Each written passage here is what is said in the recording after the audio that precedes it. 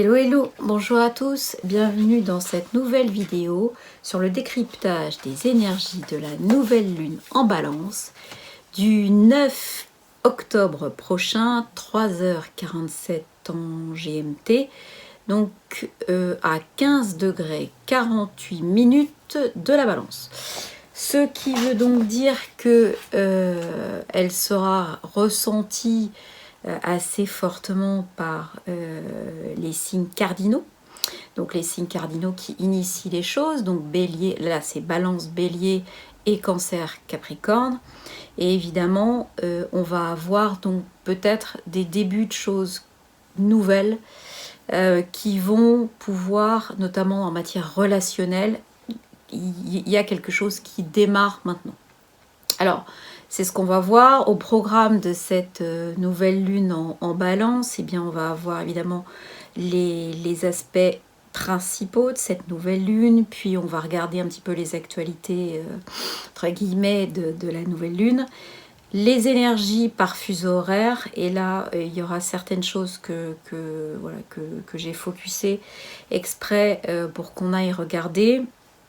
La numérologie donc va nous faire prendre soit le 12, soit le 21, ce qui va nous donner encore un reflet entre le vieux monde et quelque chose qui est parfait, mais où il faut sauter le pas. Et puis Chine, dans les lettres hébraïques, où finalement on va voir toute une sorte d'ambiguïté, puisqu'il est associé à la fois à quelque chose de purificateur, mais également à quelque chose qui est tourné vers le bas et qui peut brûler aussi son contraire. Voilà. Le collectif via les énergies, dernière partie, eh bien je me suis dit qu'on était à une transition entre la pleine lune en bélier et la nouvelle lune en balance. On a deux types d'énergies fondamentalement différentes, et pour pouvoir bien mettre un nom sur le type d'énergie, je voudrais qu'on s'attarde pas longtemps, mais qu'on regarde vraiment comment les choses marchent, fonctionnent, et de façon à pouvoir derrière comprendre ce que c'est qu'une énergie collective climatique et qu'une énergie collective je dirais relationnelle, donc qui va nous tomber nous sur les groupes au lieu de tomber sur les groupes, mais de façon plutôt extérieure via le climat. Alors, la nouvelle lune en balance. Une nouvelle lune en balance, on va dire que c'est quelque chose qui est plutôt relationnel. C'est donc du domaine de la paix. On va avoir quelque chose qui va nous faire rechercher l'équilibre, qui va nous faire aller discuter de façon plus ou moins diplomatique avec nos semblables. Il va y avoir une espèce de stratégie. On va vouloir essayer de rechercher l'harmonie, mais peut-être au détriment de quelques bricoles. Et donc on recherche le raffinement, on va rechercher ce qui est très lisse, ce qui est très visuellement parfait, ce qui est très esthétique.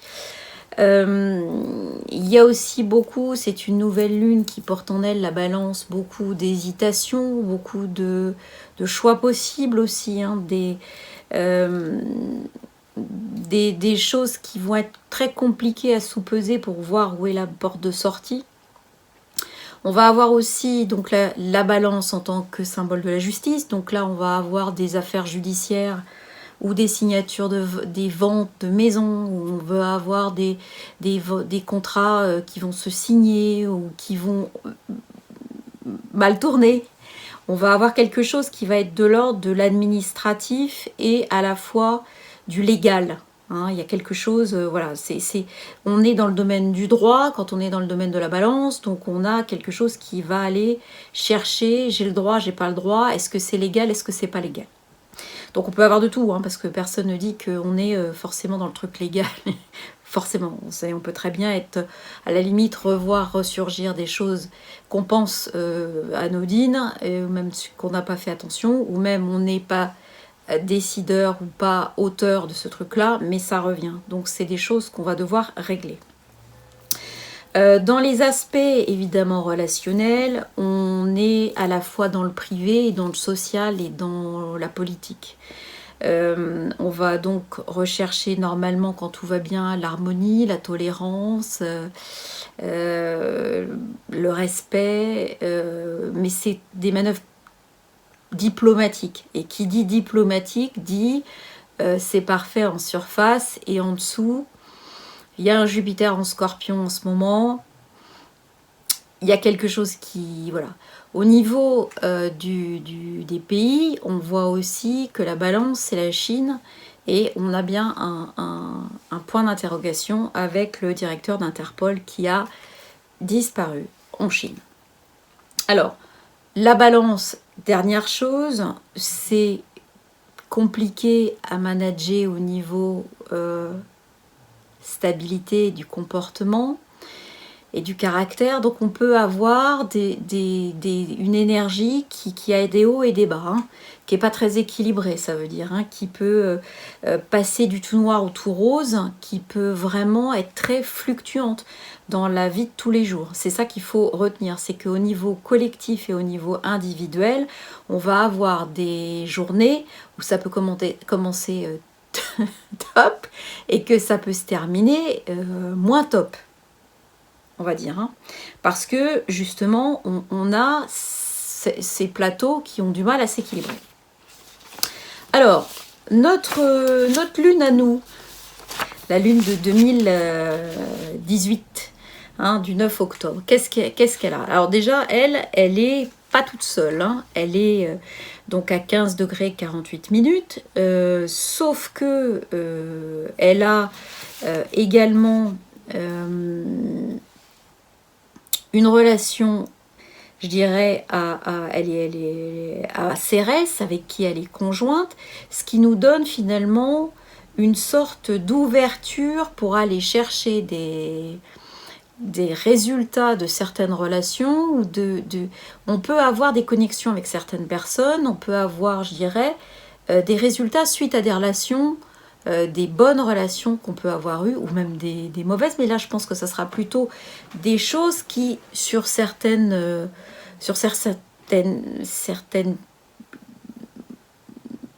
aspects de relationnel, on peut accéder à vraiment des aides, des entraides, de l'harmonie, quelque chose qui va aller se construire, d'accord? En tout cas, qui va donner des résultats. Donc ça, c'est plutôt pas mal intéressant. Cette lune également, elle est pas toute seule, c'est-à-dire que elle va aller chercher, malheureusement, je dirais dans un elle va aller chercher Pluton qui est en carré. Donc elle a aussi, elle porte en elle, si elle va chercher un certain nombre de relations qui vont se passer bien, elle va aussi aller chercher des contextes relationnels qui vont se passer mal. Pourquoi? Parce que il y a le Pluton en carré à cette lune va demander une transformation, et va demander une transformation de ce que nous on appelle relationnel. C'est quoi une relation saine pour vous? Et là, Pluton, clac, il tire. Il dit, non mais ça, non. Et je vais te montrer à quel point c'est pas sain pour toi de fréquenter ces gens. Je vais te les montrer sous leur vrai jour. Et donc, on peut très bien se connecter, finalement, vivre une situation de jour, ou même maintenant, etc. Parce que les nouvelles lunes sont actives quand même quelques jours avant. Et donc, on peut très bien être amené à vivre un truc complètement hallucinant, où finalement, les gens se montrent d'une agressivité et d'une traîtrise, entre guillemets, absolument terrible. Ça sera pour que finalement on comprenne que les relations pacifiées et cordiales, etc. qu'on veut, on veut aussi qu'elles aillent en profondeur. C'est-à-dire que tout ce qui peut être superficiel ne suffit pas. On n'a pas besoin d'un truc diplomatique dans lequel en dessous c'est horrible. Hein, on n'a pas besoin de ça. Donc là, c'est vraiment, on est sur quelque chose qui va aller demander à ce que finalement ce Pluton en Capricorne, il aille très très très très au fond dans nos structures et dans nos schémas relationnels pour arriver à transformer ce qui doit encore être transformé. Donc ça, c'est une chose. Par contre, la bonne nouvelle, c'est que on a depuis un moment la triplette Mars, Lune Noire et Nœud Sud en Verseau qui fait du mal, à tout le monde justement en termes de collectif groupe.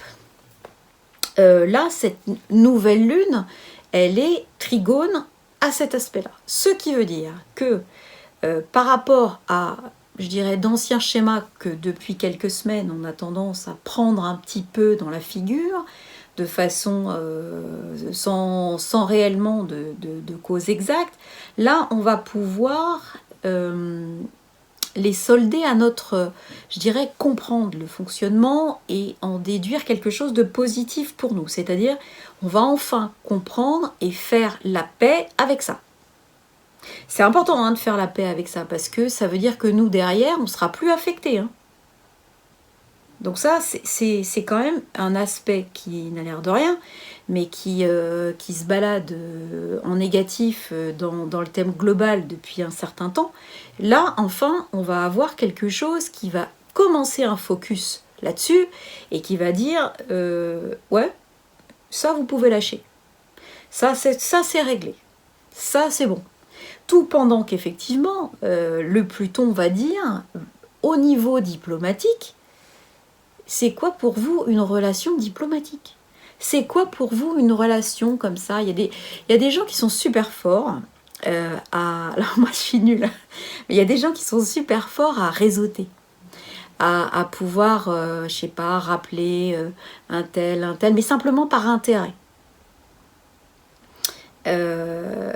Et ça, c'est un truc où aujourd'hui on va nous poser la question, c'est-à-dire que alors intérêt, c'est parce que ils sont comme ça aussi et que ça peut, à un moment donné, ils demandent des services et puis chacun rend un service et puis voilà. Mais ça reste quand même des relations super superficielles. Et donc là aujourd'hui, on va venir, Pluton va dire, choisis ton camp. C'est soit une relation sur laquelle tu peux développer des valeurs de loyauté, soit tu peux pas. Et si tu peux pas, je vais te montrer que tu vas vraiment pas pouvoir. Mais il va falloir après choisir et décider. Donc, on a les deux, c'est-à-dire des choses, groupes qu'on a pris dans la figure et qui vont s'arrêter, qu'on va comprendre, qu'on va solder, sur lesquels on va passer et ça sera terminé. Et puis d'autres, pas forcément de groupe cette fois, mais des choses qui vont venir nous chercher sur la façon dont on établit les relations. En fait, avec le Mars, Lune Noire de Sud, on est plus dans ce qu'on vit, en fait. Alors que là, on est plus dans le mode opératoire qui nous permet, avec Pluton, de nous lier à des gens. C'est comment est-ce que finalement on se fait des amis? Sur quelle base? Est-ce que ces bases sont saines? Est-ce que la relation, elle est saine? Est-ce que la relation, finalement... Et on va nous dire, la relation est saine à partir du moment où elle est en profondeur et qu'il y a des valeurs communes. C'est ça qu'on est en train de nous dire. C'est la vraie relation qu'on nous dit là-dedans, parce que moi, j'en sais rien, la vraie relation, c'est celle qui apporte la paix et les valeurs communes. Voilà. Donc...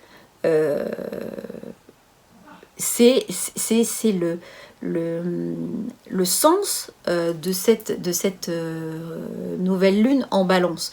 Vraiment, on a quelque chose qui va aller chercher, alors au niveau collectif, on peut très bien avoir avec ce Pluton des affaires diplomatiques qui puent, qui vont remonter. Et parce que Pluton va aller chercher au niveau politique, dans le Capricorne, le fait de ressortir quelque chose qui est dysfonctionnant, et pour pouvoir demander finalement quelque part le jugement, en tout cas l'évaluation et la mise en lumière, en tout cas. On va mettre en lumière ce type de fonctionnement relationnel, diplomatique, collectif. Et on va nous dire, bon ben voilà, maintenant vous savez. Donc à vous de savoir, maintenant vous savez, à vous de faire votre propre opinion là-dessus. Alors, dans cette ambiance générale de nouvelle lune en balance, on a Mercure. Alors, Mercure, lui, il nous dit moi j'aime ce qui est beau. Il dit moi j'aime pouvoir parler, pouvoir voir des choses raffinées, pouvoir voir des choses tout à fait belles, tout à fait voilà. Ce Mercure en balance, lui, il a beau aimer ce qui est beau, il est quand même opposé à Uranus qui est rétrograde, donc en Taureau. Donc là, ces deux signes vénusiens, Mercure et Uranus sont en lien, puisqu'on dit toujours qu'Uranus, c'est la planète, l'octave supérieure de Mercure. C'est-à-dire que là où Mercure régit le mental, Uranus va régir directement le flash, entre guillemets, divin, enfin en tout cas la prise dans le champ d'informations de choses qu'on doit savoir. Et donc, là, on les a opposés. Ce qui veut dire que le mental, dans ses évaluations relationnelles, et l'apport un petit peu divin terrestre, puisque Uranus étant en Taureau, il va nous amener finalement des dysfonctionnements qui peuvent être de tous ordres compte tenu de ce qu'on peut avoir. Hein. On peut avoir pas mal de... Avec un Uranus opposé Mercure en balance, on peut avoir des trucs qui sont des dysfonctionnements terribles au niveau du transport, au niveau des bouchons, au niveau... voilà, et qui peuvent justement lever le voile sur ce qui est censé être beau. C'est-à-dire que notre petit Mercure, il dit « Oh mais si, ça c'est très beau, ça c'est très beau ». Et il reçoit un coup derrière la tête de Uranus qui lui dit « Mais regarde, t'as regardé derrière là? T'es sûr que t'as bien vu? Parce que là, tout le monde est en train de s'étriper. Donc non, c'est pas beau, non. Non, c'est pas beau. C'est toi, t'as juste vu le petit bout là, mais là, c'est pas beau. » Et pourquoi c'est pas beau? Parce que Uranus et Mercure, eux, ils sont toujours carrés à lune noire, nœud sud et Mars. Donc, pendant qu'on est en train d'évaluer notre mode opératoire relationnel, on se retrouve avec des situations qui vont se matérialiser dans notre concret, qui vont nous montrer que ce qu'on pensait beau est moche. Enfin, ça, c'est si on est branché sur l'amour de la diplomatie et l'amour des relations diplomatiques. Hein. Ça... Vraiment, on va nous rebasculer sur d'anciens schémas de fonctionnement. Là, on est sur un Uranus qui va claquer la figure à tout le monde et qui va dire « Mais vous commencez réellement à me prendre le chou, quoi.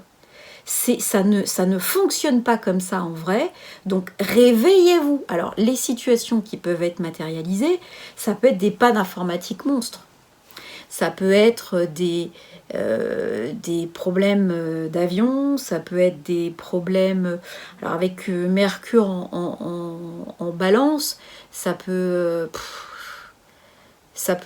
toucher plutôt le droit aussi, hein. Ça peut toucher tout ce qui est fonctionnement légal. Donc en France, nous avons notre remaniement pour remplacer Gérard Collomb au ministère de l'Intérieur. Je pense que ça va être quelque chose qu'il va falloir suivre. Parce que si on prend un certain degré, ça peut être drôle. Sauf que là, je pense que ça va être quelque chose de très, très formaté. Ça va être quelque chose où on va vraiment essayer de nous faire avaler des grosses couleuvres. C'est ça que ça veut dire. C'est que l'ancien schéma essaye d'attraper le truc et de le verrouiller. Voilà ce qu'on a. On a quelque chose qui essaie de nous faire tout à l'envers. Et donc Uranus va arriver là-dedans et poum, en mettant un coup derrière la tête au truc, en disant, voilà, non, en fait, vous laissez pas avoir, vous voyez bien, là il y a ça, là il y a ça, là il y a ça, ça marche pas comme ça, quoi. Donc, ça, au niveau collectif et au niveau d'un certain nombre de fonctionnements politiques, on risque d'avoir des choses qui vont se matérialiser et qui vont faire qu'un certain nombre de gens vont se prendre les pieds dans le tapis. D'accord ? Même si le tapis est un tapis de savonnerie et qui coûte bonbon, ils vont se prendre les pieds dedans. C'est-à-dire que on a réellement une impossibilité maintenant de partir je dirais, vers des vibrations un peu plus hautes avec ce type de schéma. C'est tout, ça nous est juste complètement verrouillé, interdit, ce que vous voulez. Après, voilà.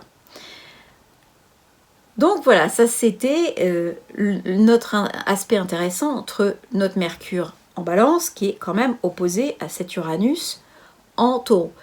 Uranus, lui, pendant ce temps-là, donc on a vu, ils sont tous carrés, la triplette infernale. Malgré tout, Uranus est toujours en trigone à Saturne.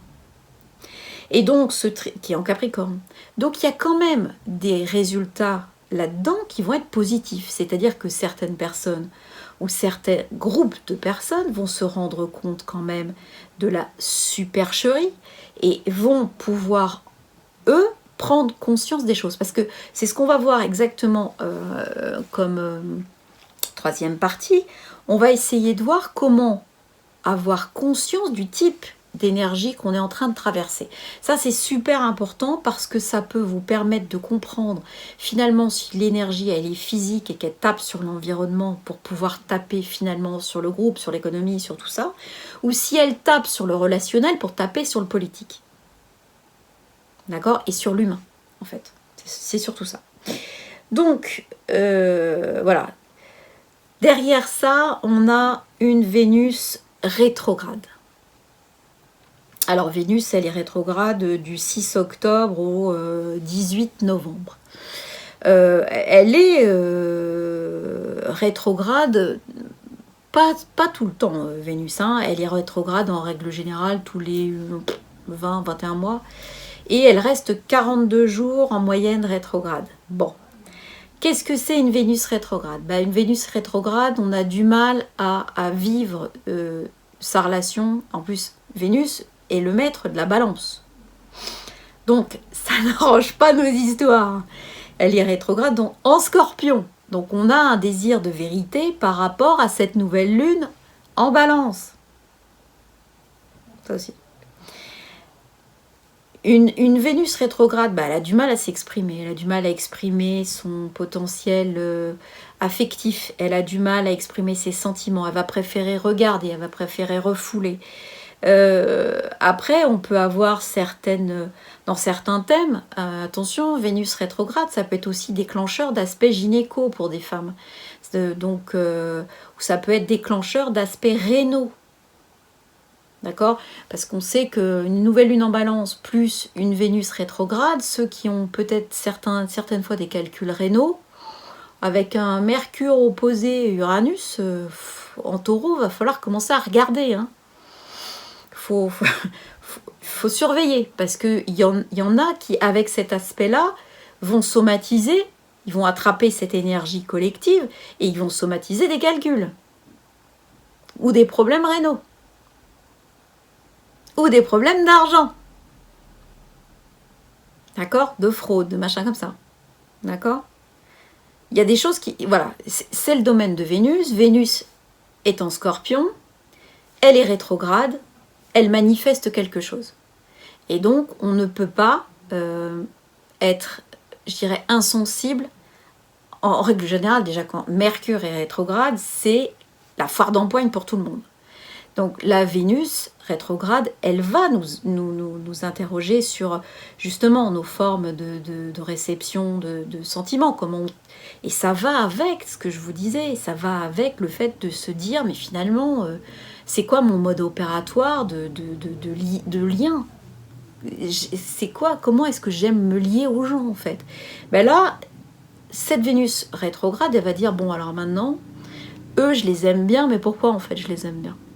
Est-ce que, oui, il y a un peu de vérité, il m'aide à aller chercher... Elle va aller chercher le pourquoi on aime ou on n'aime pas. Voilà. Donc elle va nous aider à voir cette lune en balance sous un nouveau jour, sous un nouvel aspect, et en profondeur aussi. Hein. Il n'y a pas que les autres qui vont aller en profondeur, il y a elle aussi qui va flasher pour aller chercher les choses en profondeur. Alors, elle va, entre le courant novembre, en plus, elle va être conjointe à Mercure. Donc là, on va on va continuer à avoir de nouvelles impressions, de nouvelles vérités et de nouvelles évidences. Là, je pense qu'on peut avoir, à partir du moment, entre le 15 et le 18, on aura cette connexion Mercure-Vénus. Il va y avoir des choses qui vont se passer au niveau, je dirais, de l'expression de la vérité. Il y a quelque chose qui sort, d'accord? Il y a quelque chose qui s'exprime malgré tout. Alors ça peut être au niveau collectif, peut-être qu'on va apprendre encore un truc qui n'est pas piqué des vers. Voilà, et ça sera sur ce créneau-là, puisque ça sera le créneau d'ouverture du scope. Donc on va surveiller ça, ça vaut le coup de regarder un petit peu... entre le 15 et le 18, si on apprend des choses qui sortent. D'accord? Alors, derrière, on a encore notre Jupiter qui va, finalement, il ne faut pas oublier que lui, il ne va pas rester super longtemps encore en Scorpion.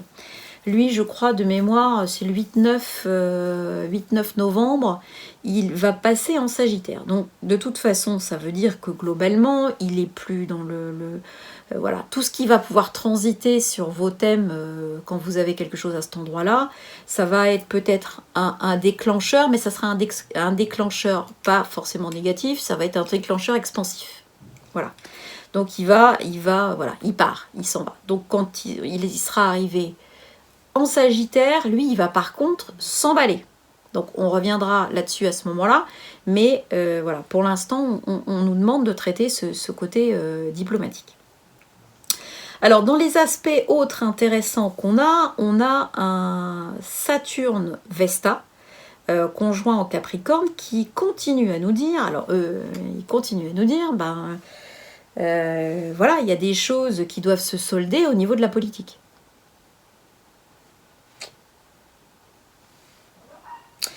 Et donc, il y a l'intérêt de cet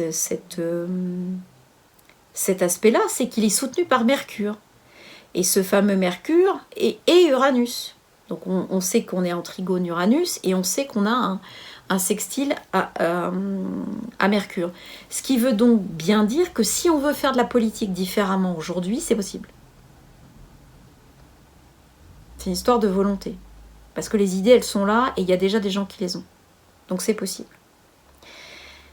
Après, évidemment, la volonté politique, c'est complètement autre chose. Autre chose d'intéressant, le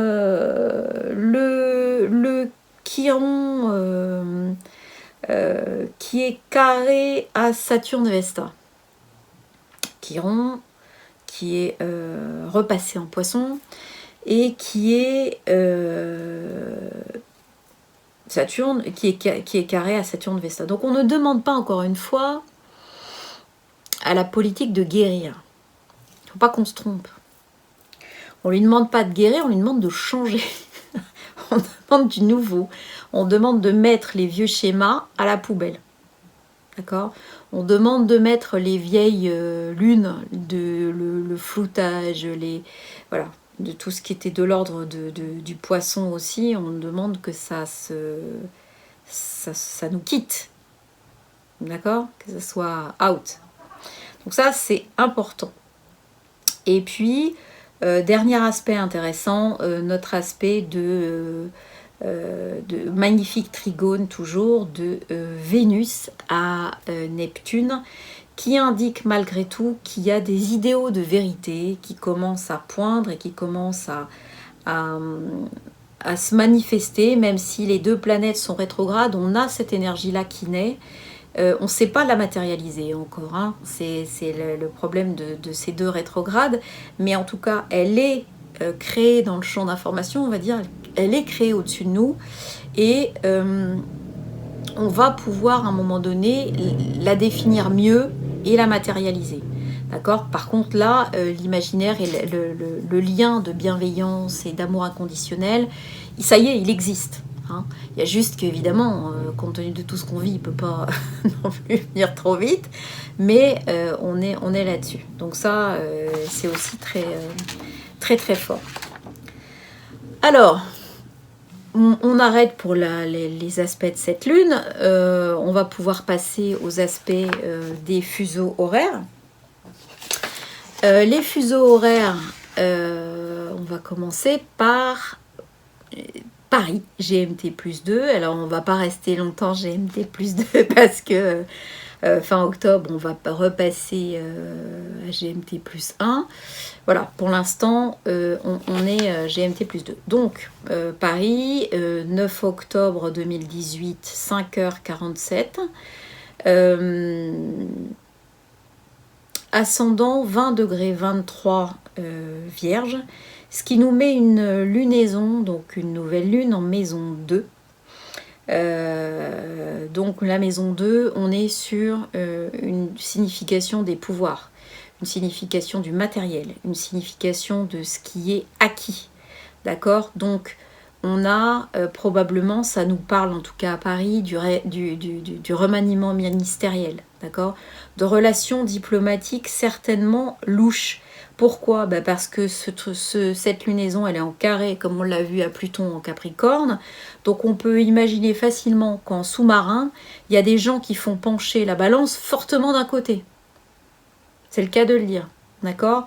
Notre triplette, lune noire, Mars, nœud sud, en Verseau, en maison 5, c'est-à-dire que les valeurs là-dedans sont complètement détournées. On va au niveau collectif aller connecter nous ses propres valeurs, puisque le nœud nord est forcément en Lion, du coup en maison 11. Et donc, il peut y avoir une énergie, à un moment donné, au-dessus de la France et consorts, de se dire, non, on ne peut pas. Enfin, là, c'est complètement n'importe quoi, ça devient de plus en plus du n'importe quoi. C'est-à-dire que même si on ne dit rien, l'énergie actuelle, elle permettrait qu'on dise quelque chose. D'accord? Elle permettrait qu'on dise quelque chose. Alors, le truc n'est pas net non plus, puisque le Mercure opposé Uranus, il a lieu entre la maison 2 et la maison 8, donc des manipulations de dernière minute, des trucs soudains, des trucs imposés, etc., par des gens. Il y a des histoires d'argent phénoménales là-dessous, il y a des histoires je dirais, de détournement. On s'amuse à faire des choses qu'on n'a pas le droit de faire de façon permanente. Voilà. Il y a, en tout cas, là, on baigne, nous, dans un truc où finalement, la seule chose qui sera réelle, c'est les valeurs qu'on peut se donner à nous-mêmes. D'accord? Et avec lesquelles on peut regarder le machin. Mais sinon, il n'y aura pas de... Il n'y a pas d'espoir de voir quelque chose de sain sortir de là. C'est vraiment complètement détourné, manipulé et je dirais l'ascendant vierge qui est conjoint du coup Pallas, dont j'ai pas parlé, et Pallas est opposé à Chiron et Neptune, fait craindre déjà un problème économique qui se crée. D'accord? Là, on est sur un démarrage de quelque chose qui politiquement n'a pas été vu, hein, Pallas, la stratégie politique, qui va opposer Chiron, impossibilité de guérir ça et de s'en rendre compte parce que c'est flouté, Chiron est en poisson, donc voilà. Opposer Neptune rétrograde en poisson, je vous dis pas, le machin, il est sous l'eau, quoi. On ne peut pas le voir. Donc par contre, il existe, hein. L'ascendant vierge, il est réel. La conjonction à Pallas, elle est réelle. Donc ça veut dire qu'il va y avoir, surtout qu'il y a un trigone à Pluton, en Capricorne, qui nous indique que ce truc, il est en train de se créer tout seul, mais pour qu'on puisse le foutre en l'air après. Parce que Pluton est en Capricorne. Super. Bon. Ça donne envie. On va aller à GMT -10 avec Tahiti et Hawaï. N'importe quoi. Tahiti et Hawaï. Alors, on aura du coup la lune a lieu le 8 octobre 17h47, ascendant 14 degrés 21 minutes Bélier, ce qui nous donne une lunaison en maison 7, d'accord? Et donc là, c'est autre chose. Hein. Là, on est basculé dans la rubrique des contrats. Et donc, il y a des choses à signer, il y a des choses à comprendre, des contrats qui ont été signés qui ne sont pas forcément quelque chose de bon. Donc, il faut ces énergies continuent à signer des contrats, et il peut y avoir quelque chose qui se met en route dans ces zones-là, et qui soit particulièrement compliqué à gérer. D'accord ? Alors on peut avoir, comme l'ascendant est bélier, et que Mars est quand même dans une position pas trop cool, on peut avoir, je dirais, des problèmes liés à des choses climatiques, à des choses sismiques, à des choses volcaniques. Ça, c'est tout à fait possible à GMT-10. On a la nature, donc le bélier, qui démarre des choses et qui ne supporte pas qu'on vienne lui retirer autre chose. Donc, le Uranus en maison 1, en taureau, il indique réellement des problèmes climatiques. D'accord ? Donc, à surveiller, mais derrière, ça sera pour mettre en évidence que les contrats signés avec ces zones-là ne sont pas les bons, et que ça nuit à la fois à la Terre, ça nuit aux humains, ça nuit aux animaux, et ça nuit à tout le monde. En global, bien plus haut que tout ça. D'accord ? Voilà.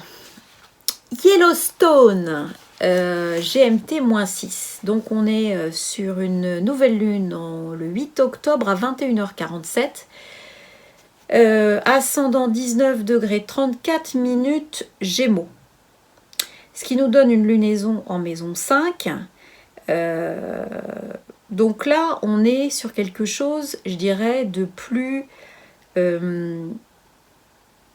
créatif, entre guillemets. C'est-à-dire qu'on va aller chercher la possibilité d'avoir des apports de gens, des apports je dirais, de projets, des apports. Les gens vont commencer à pouvoir s'intéresser. On va parler de ça, parce que l'ascendant Gémeaux fait qu'on en parle, que le Mercure est en balance, donc on va communiquer sur Yellowstone, mais pas de la bonne façon. D'accord ? On ne va pas parler de la transformation qui est à l'origine de finalement, on va communiquer, mais la communication peut être biaisée.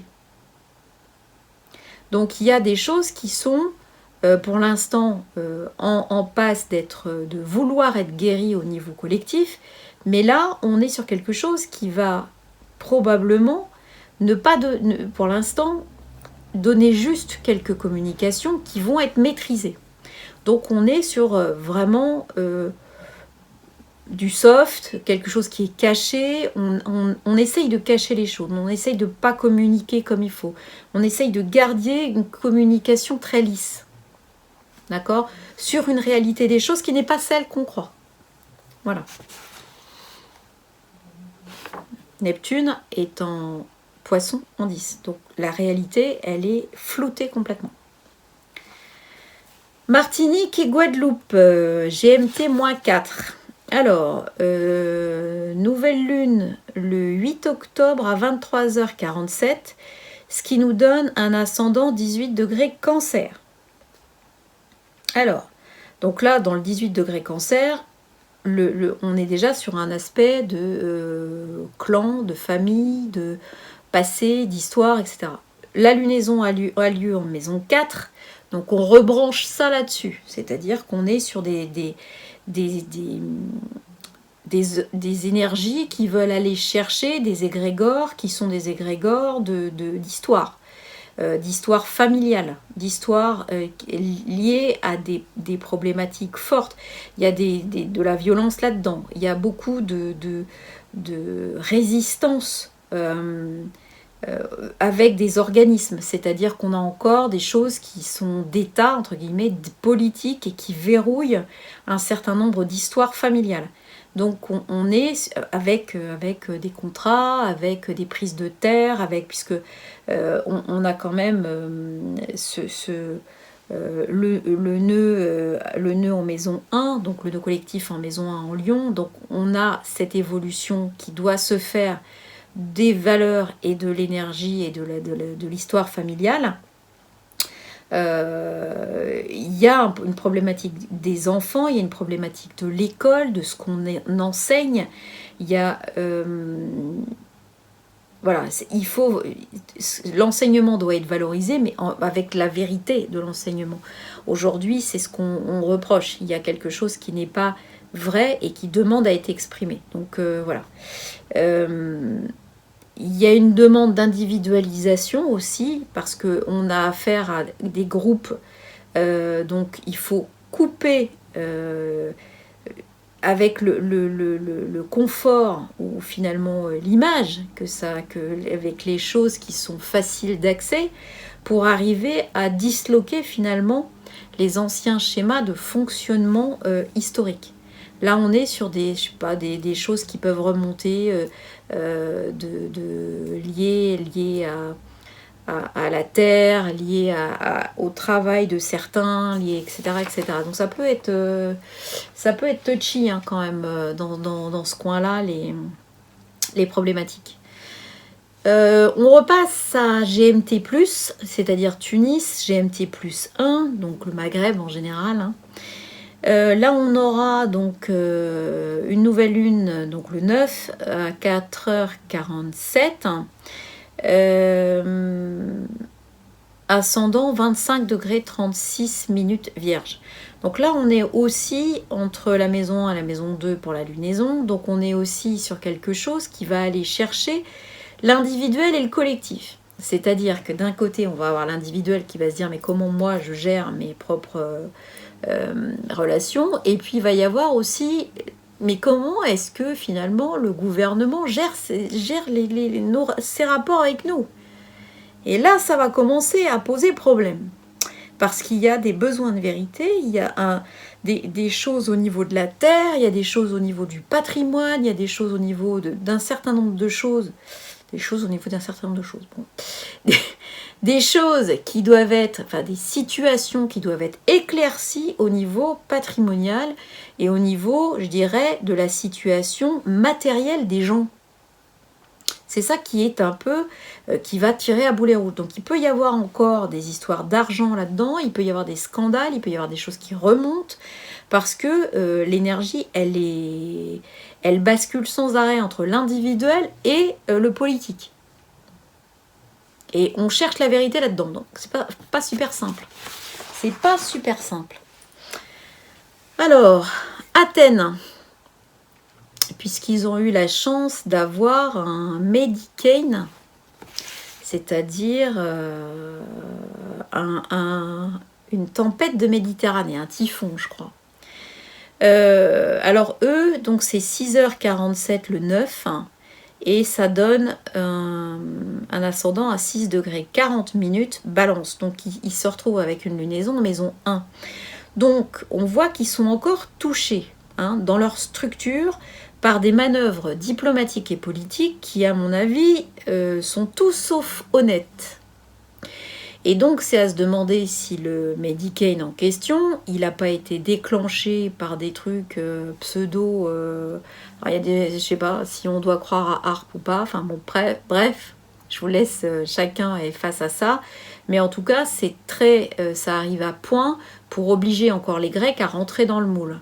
Et donc, là, on est en train de... Clairement, l'énergie qui est envoyée montre que on appuie, on fait pression. Il y a d'énormes pressions qui sont actuellement envoyées au gouvernement ou chez les Grecs pour avoir finalement la main sur leur financement profond, la main sur les terres, la main sur quelque chose qui doit permettre à d'autres d'avoir de l'argent, à dire qu'ils vont se rembourser. Alors que, est-ce qu'on peut parler de... Voilà. C'est tout le débat. La réunion GMT plus 4, donc ça nous donne une lune le 9 octobre à 7h47, ascendant 19 degrés 19, Scorpion. Donc là, on bascule, donc c'est pas loin de Jupiter actuel en Scorpion. Donc pareil, on se retrouve avec des choses qui vont être accentuées au niveau légal, au niveau au niveau, je dirais, relationnel avec les instances, avec la légalité. Alors la légalité, sachant que ça peut être les enseignants, ça peut être les juges, ça peut être l'administration, ça peut être des choses comme ça. Hein. Donc voilà. Et il y a des problèmes, je dirais, liés au mensonge ou à la vérité en fonction de l'endroit où on se place, qui peuvent ressortir dans les relations, enfin les situations quotidiennes de tout le monde ou les situations quotidiennes du collectif. Cette nouvelle lune, elle a lieu en maison 12, donc il y a des choses qu'on cache. Voilà, c'est un peu basique, mais c'est aussi comme ça que ça fonctionne. Donc, il y a une demande aussi forte d'aller vers la lumière pour des choses familiales, d'anciens schémas familiaux qui doivent se sortir de là, et Dieu sait que c'est pas simple. Hein. Et on a une notion du patrimoine qui peut être clairement, on peut avoir vraiment des blocages au niveau du patrimoine. On peut avoir des blocages au niveau, si vous avez un héritage, des besoins de rentrée d'argent ou des machins comme ça peut très bien bloquer pendant cette période-là, en fait. Hein. Il peut y avoir des grèves aussi, il peut y avoir des choses contre, des choses contre lesquelles les gens se révoltent, etc. etc. Enfin, il peut y avoir un certain nombre de mouvements, y compris agricoles. Il peut y avoir des choses qui sont liées à ce qui s'est passé sur la Terre, enfin sur la Terre, donc des pesticides, ça peut être des tas de saloperies qui ont été faites, qui peuvent remonter maintenant. D'accord ? L'Indonésie, d'ailleurs on l'a vu ça, hein, on l'a vu en Martinique aussi, où l'État donne de l'argent alors qu'ils ont autorisé des saloperies partout. Effectivement, je vois pas pourquoi ça n'existerait pas dans d'autres îles. Hein. On sait que on a été les champions du monde pour tester des trucs tout à fait intéressants loin de nous. Le Japon, l'Indonésie. GMT plus 9, en gros. Donc, ça nous donne une nouvelle lune à 12h47, ascendant 15 degrés 34 Capricorne, donc pile poil conjonction à Pluton, avec un Saturne en maison 12, avec une lunaison en maison 9, donc un désir d'évolution, un désir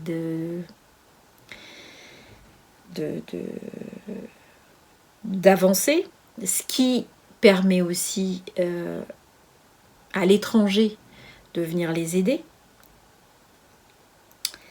Malgré tout, je pense que c'est pas fini. D'accord ?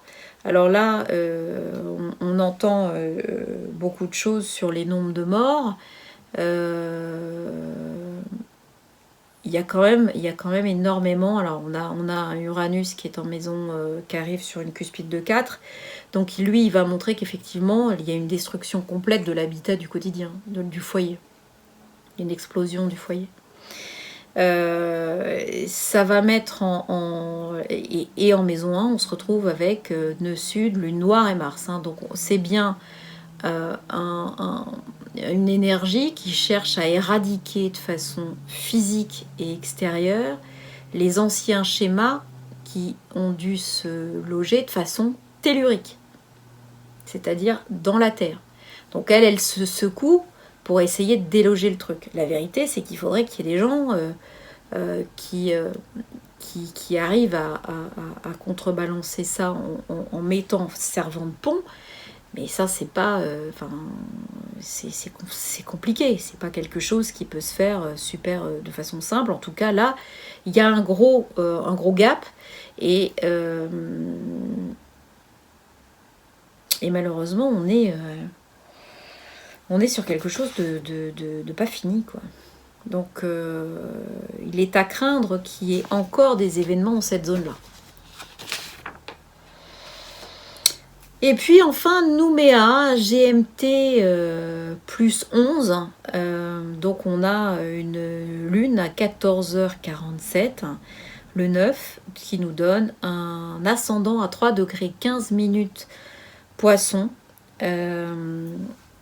sur Nessus, avec donc la triplette infernale en maison 12 et une lunaison en maison 8. Donc il y a toujours une demande forte de transformation complète, c'est-à-dire de mort et régénération, hein. Et on est sur des... Uranus étant en maison 3 en taureau, c'est pareil, on est sur des possibilités de mise en lumière d'anciens schémas pourris, de fonctionnement à la fois économique et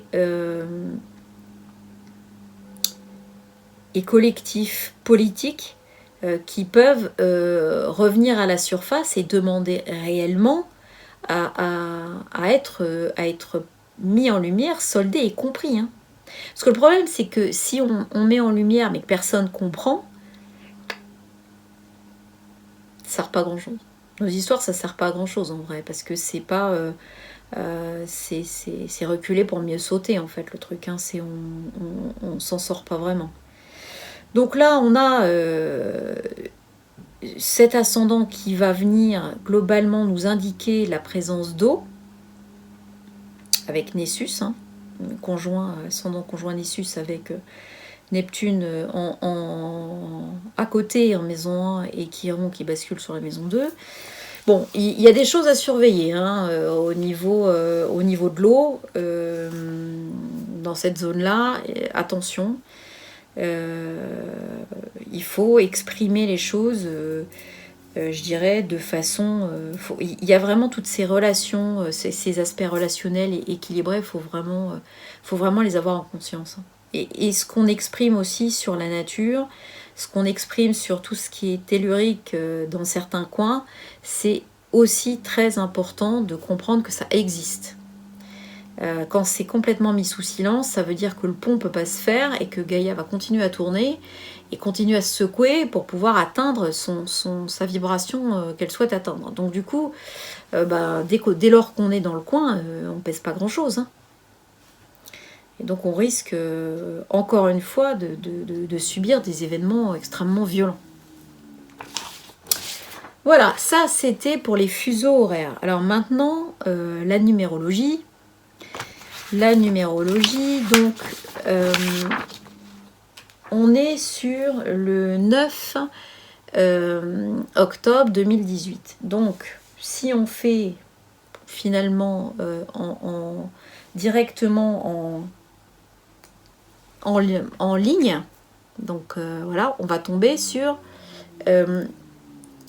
9 plus 1 plus 2 plus 1 plus 8. Donc 9 plus 1, ça fait 10. Plus 2, ça fait 12. Plus 1, voilà. Et au final, ça va nous faire 21.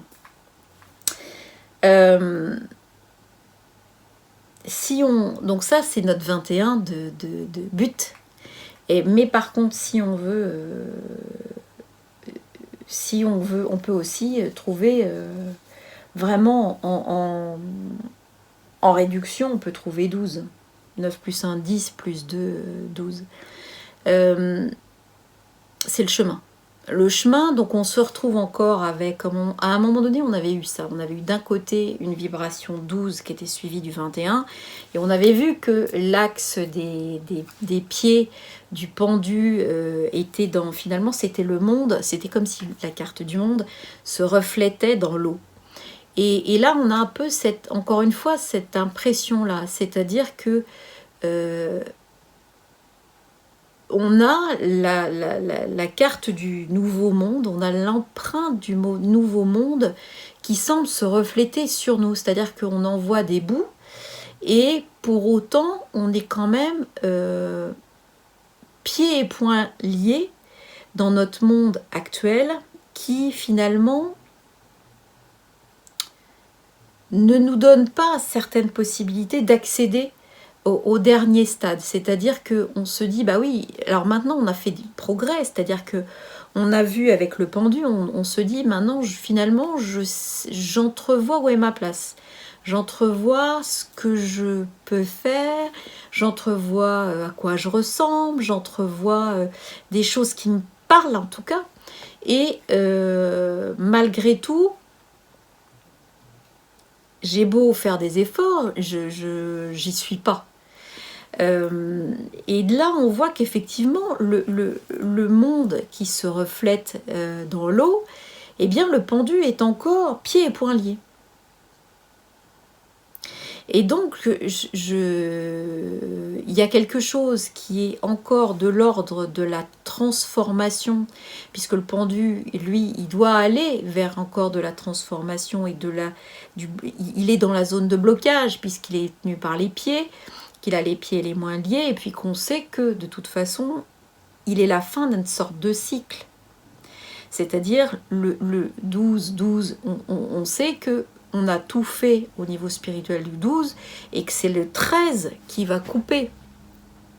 Le 11 étant le sommet apogée avec la force qui finalement a tellement maîtrisé son intérieur que cette force, elle va pouvoir, je dirais, vaincre sur la matière, vaincre une globalité. Et le 12 et l'apogée, on avait nos 12 apôtres, on avait tout ça. Donc on est sur un cycle, une fin de monde en équilibre. Sauf que cette fin de monde en équilibre, on n'arrive pas à rebasculer pour arriver finalement, on n'est encore que dans le reflet. On n'est encore que dans quelque chose qu'on arrive à voir maintenant très clairement, mais on reste malgré tout dans le reflet. C'est pour ça que le pendu est aussi en lien avec son environnement. De deux côtés, on a effectivement les colonnes qui servent et qui sont des arbres et qui servent à montrer que c'est son évolution à lui qui permet, je dirais, à l'environnement de grandir. Même si c'est son évolution interne qui permet de grandir à tout le monde. Et en fait, là, on se rend compte que il y a encore donc une espèce d'immobilité et qui doit se relever. C'est comme si, en fait, on ne pouvait pas encore accéder à ce monde parce que, finalement, on n'est pas relevé. On n'a pas fini de se relever complètement et de pouvoir fusionner avec un certain nombre de choses. Donc, aujourd'hui, on est encore dans même si on libère de plus en plus de choses, même si etc., il y a certaines choses qui nous paraissent actées du monde d'à côté, de la 5D, ou on l'appelle comme on veut, mais en fait, dans le quotidien, il faut absolument qu'on se rende compte qu'on est encore régi, et qu'on sera régi encore à un moment, par les axiomes de la 3D. C'est-à-dire que ce pendu, il vit au milieu des arbres. Et les arbres, ils appartiennent à l'ancien monde. Le nouveau monde, qu'est-ce qu'on voit? Que tout est en place. Mais il n'y a pas d'arbres. C'est d'autres choses. On voit que tout est en place, on la voit dans sa mandorle. Donc avec la vérité, donc nous on se dit déjà s'il n'y a que de la vérité, on n'est pas encore où il faut. Et puis tout est en place. On a nos 4 évangélistes, on a... D'ailleurs, c'est les symboles finalement, les symboles de la chrétienté. Donc on a, oui, puisqu'on a l'ange qui est Matthieu, on a le Saint Luc qui est le bœuf, donc c'est les 4 évangélistes, donc c'est même pas l'Ancien Testament, on est sur le Nouveau Testament. Donc c'est comme si nous on était l'Ancien Testament quelque part, le vieux livre avec toute l'histoire finalement de Gaïa, et que on a du mal à se relever pour aller avoir les nouveaux paramètres, parce qu'en fait on continue, même si on fait tous nos efforts, etc., on continue à fonctionner avec des paramètres de connaissance du monde, même s'ils évoluent, parce que Gaïa évolue aussi, nos paramètres sont les mêmes. Donc en fait, il faut qu'on arrive à se dire que on peut avancer, mais que malgré tout, il ne faut pas se déconnecter complètement, d'où je reboucle sur le truc du discernement que j'avais fait la dernière fois. Ce discernement consiste à dire qu'on est toujours, en fait, dans ce monde de 3D. On n'est pas sorti de ce monde de 3D, on est toujours dedans. Et on est toujours dedans, donc ça veut dire qu'il faut qu'on prenne les axes du monde de 5D, mais qu'on n'oublie pas qu'ici, c'est quand même même si ça a évolué et qu'on peut se servir de certains trucs, l'axiome global, c'est celui de la 3D. Donc, quand ça bouge pas, et qu'on essaye de passer directement en 5D, c'est qu'il y a des trucs de 3D qu'on n'a pas fait évoluer. Donc, peut-être que c'est des conneries en plus. Peut-être que c'est des tout petits trucs. Peut-être que c'est un truc qu'on n'a pas compris, tout simplement. Mais je pense qu'on est toujours dans une espèce de lame de blocage qui nous empêche de nous relever complètement. Et que malgré tout, si on peut utiliser certaines zones de 5D, on reste quand même géré par un axiome global différent. Voilà. Donc ça, c'était... Parce qu'il y a des choses qui sont quand même un peu particulières, je trouve. Il y a il peut y avoir de la réussite, mais il y a quand même beaucoup de choses négatives qui remontent. Et il ne faut pas faire comme si ça ne remontait pas. Je pense que c'est une erreur de dire ça remonte pas et en fait tout va bien, les petits oiseaux chantent et machin. C'est pas qu'il faut sans arrêt dire que ça va pas. C'est pas le problème, c'est que je pense qu'avoir la conscience de se dire tiens, je devrais avoir des paramètres qui fonctionnent et ça fonctionne pas et je sais pas pourquoi, c'est peut-être sans victimisation, hein, parce que c'est juste regarder les choses, ça veut pas dire qu'on pense qu'on est victime, ça veut juste dire qu'on pense qu'on peut avoir justement une action dessus et qu'on accepte de les regarder telles qu'elles sont. Voilà, sans se dire qu'on n'y touchera pas en fait, hein. C'est se donner justement l'autorisation déjà de pouvoir les regarder frontalement. Et ça me fait penser que donc ce 21, lui, alors le Lamed en lettres hébraïques, bah, il est quand même relativement comme le pendu, il y a juste que lui, il va aller chercher très très loin sa dynamique spirituelle. Mais ce qui est intéressant dans cette histoire, c'est le Shin. Parce que le Shin, lui, il est, on le voit, c'est un trident, c'est le feu purificateur, c'est la dent, c'est une énergie qui est très très puissante pour les lettres hébraïques, à tel point que dans le Zohar, en fait, quand le Shin vient se présenter au Saint béni soit-il, pour présider la création du monde, il se réclame du mot Shaddai, d'accord, et donc en fait le Tout-Puissant le renvoie en lui disant mais oui, évidemment t'es très digne, t'es vrai parce que tu es complètement, t'as cramé tout ce qui n'était pas vrai, donc t'es vraiment dans la vérité, mais dans le langage, les faussaires se serviront de toi pour affirmer leurs mensonges, parce qu'ils vont t'associer finalement aux lettres Kof et aux lettres Resh pour former le mot Sheker, le mensonge. Et donc, bien que tu sois vrai, que tu sois super, les trois patriarches seront réunis à l'intérieur de toi, tu vois. Et donc, je ne vais pas pouvoir me servir de ça pour la création du monde. D'accord? Donc les trois patriarches, je rappelle, hein, c'est Abraham, Isaac et Jacob. Et donc on est sur quelque chose qui finalement est source de conflit aujourd'hui. Donc on est sur un truc qui doit aller solder finalement une valeur,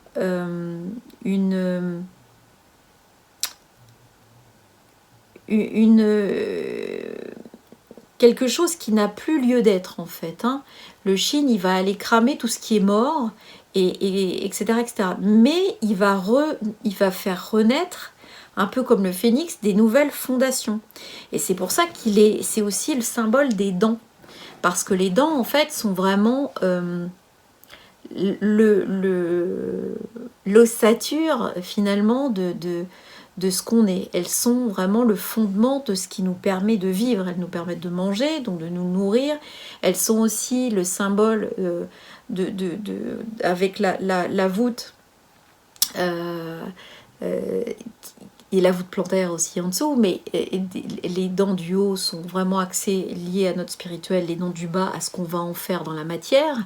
Et donc, du coup, il y a tout un circuit énergétique qui est très très fort avec les dents. D'ailleurs, quand on perd une dent ou quand on a des problèmes aux dents, etc., il y a un symbolisme absolument phénoménal qui atteint tout le corps. Et donc, et pas que du symbolisme, hein, c'est vraiment énergétiquement, il y a quelque chose de très concentré, de très puissant avec les dents. À la fois pour nous en interne et à la fois pour nous par rapport au monde, par rapport à notre position et notre image. Et donc, du coup, c'est très... cette position-là du Chine par rapport justement à ce nouveau monde et à ce qu'on doit faire nous montre bien qu'il y a une nouvelle ossature, il y a de nouveaux paramètres, il y a de nouvelles choses qui ne peuvent pas être emmenées. Et donc tout ça, on doit passer à travers une espèce de filtre qui est très très très fin et qui ne nous permet pas d'amener vraiment tout. Et au niveau énergétique, c'est une cata, quoi. C'est vraiment une cata, on n'y arrive pas. C'est quelque chose d'assez problématique. Voilà ce qu'on peut dire pour notre énergie numéro du 9. Alors, je voudrais revenir, donc en troisième partie, je voudrais revenir finalement sur comment est-ce qu'on reconnaît des types d'énergie du collectif. Parce que je pense que là, on est entre deux qui sont totalement différentes et qui peuvent vous montrer un petit peu la tournure que ça peut prendre et que vous les captiez dans votre vie. En fait, il y a 15 jours, on était sur une pleine lune en bélier. Donc on avait dit, attention, c'est un peu agressif, c'est un peu, ça va aller chercher les gens jusqu'à l'individu, et ça va challenger tout l'environnement, et voilà, l'énergie va se mettre à circuler, à bouillonner un peu. Ça, quand on est sur des pleines lunes qui sont des éléments très, très, très... qui poussent l'énergie, puisque évidemment la nouvelle lune elle démarre l'énergie. La pleine lune elle va rayonner, elle va avoir une impulsion de phénoménale au niveau du magnétisme. C'est ce qu'on voit parfois avec les éclipses, avec les marées, avec tout ça. Aujourd'hui, donc ce magnétisme en bélier, il a été finalement explosé des choses comme le Japon et l'Indonésie qui sont sous dominance bélier. D'accord ? Et donc, on peut dire que, en général, quand on a une pleine lune de quelque chose et qu'elle touche un signe physique, d'accord ? On va être plus confronté à quelque chose qui peut déclencher, finalement, une agression physique vers nous. Quand, comme aujourd'hui, on a une nouvelle lune en balance, on est sur un signe qui est un signe, je dirais, relationnel. Donc de choses entre nous, des comportements entre nous. La nouvelle lune sa lumière est absente, puisque c'est une nouvelle lune. Elle va aller de façon croissante. Donc on va avoir finalement une nouvelle lune, qui va nous permettre de solder des choses relationnelles. Et donc, du coup, au niveau tellurique, on voit qu'il n'y a pas de magnétisme qui va chercher du tellurique. Par contre, ça va aller chercher les schémas politiques. Oui, certainement plein pot. Mais on va avoir beaucoup moins de tellurique. Je ne veux pas dire qu'on n'en aura pas, parce que il y en aura. Mais il n'y en aura pas, je pense, sinon je me serais trompée, hein. Il n'y en aura pas, je pense, avec la gravité de ce qu'on peut avoir avec une pleine lune en bélier, une pleine lune en taureau, ou des choses comme ça. C'est pas du tout pareil.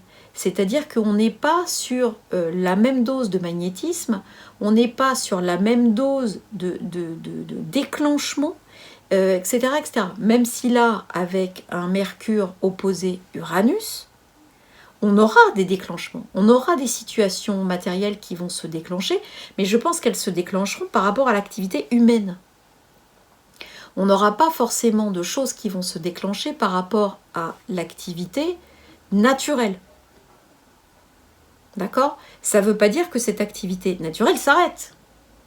Ça veut dire que le focus qui est donné de l'énergie va constituer un focus sur nos aspects relationnels. Pourquoi? Certainement pour nous donner la possibilité, au niveau schéma bloquant le tellurique, d'aller le chercher, d'aller le scratcher. Mais ça ne veut pas dire que pendant ce temps-là, tout s'arrête. Ça veut dire que nous, ce qu'on va voir, c'est des matérialisations qui vont avoir lieu pour ça, pour cette énergie de la balance. Alors qu'il y a 15 jours, on a vu des matérialisations qui ont fait 5000 morts. Et qui, en plus, non seulement on a ce tsunami, mais si vous regardez bien, l'après-midi même, il y avait un déclenchement de volcan. Donc on est vraiment sur un truc tellurique qui est très mal passé. Et qui a été complètement phagocyté dans une zone qui est déjà liée avec ce type de signe et ce type d'énergie. Donc il y a une espèce d'attirance et poum, ça a déclenché sur quelque chose qui a l'air de gêner au niveau magnétique. Encore une fois, ça ne veut pas dire que c'est fini, ça ne veut pas dire que nous, sous prétexte qu'on va nous donner l'opportunité d'aller solder des choses telluriques ou pas, plutôt des choses relationnelles en ce moment, voilà, ça ne veut pas dire que on va échapper à autre chose. Il faudrait qu'on ait conscience finalement du type d'énergie qui se pose, et à ce moment-là, effectivement, on est plus capable de se dire, ah oui, là je suis dans de l'énergie relationnelle, donc ce qui m'arrive, c'est normal. Je peux l'accepter ou au contraire, je peux dire, mais ça ne me regarde pas ce truc. Ça ne m'appartient pas. C'est l'énergie globale du truc. Voilà. J'espère que j'ai été claire. Sinon, n'hésitez pas. J'essaierai de répondre. Alors, merci pour vos commentaires. Je suis passablement, complètement d'ailleurs occupée, etc. Mais n'hésitez pas. Je lis tous vos commentaires. Encore une fois, je n'ai pas forcément tout le temps de répondre. Mais je vous lis tous. Merci beaucoup de votre bienveillance aussi entre vous, de vos apports qui sont d'un niveau qui me laisse toujours vraiment super heureuse de tout ça et du partage que ça peut représenter. Donc merci beaucoup. Je vous embrasse et puis je vous dis à bientôt pour une prochaine vidéo. Ciao, ciao.